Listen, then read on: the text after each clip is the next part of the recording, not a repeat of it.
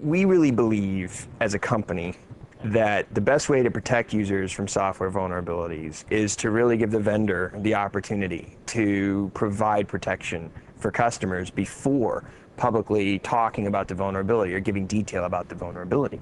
And that, by the way, is not just Microsoft saying that. You know, we're part of the Organization for Internet Safety. You can look up the guidelines at oisafety.org. And it really states, you know, that security researchers should talk to security vendors so that you can work together in a partnership to really provide protection for customers.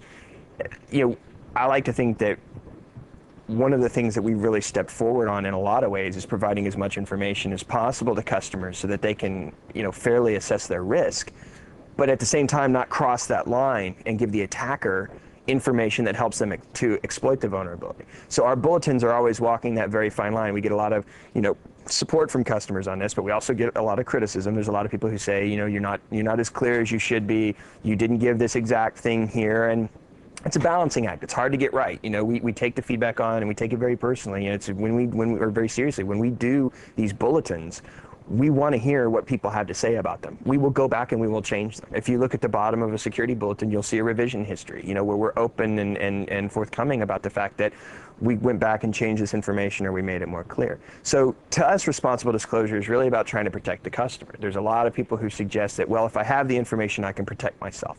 My dad can't do that necessarily, right? So there's a broad, huge customer base, and the people who might, you know, be able to take the steps to protect themselves in lieu of having an update represent probably a very small portion of that wide user base that we have to protect. And so for us, we believe that is the best way to protect customers, is for us to work together with the security researcher to produce an update.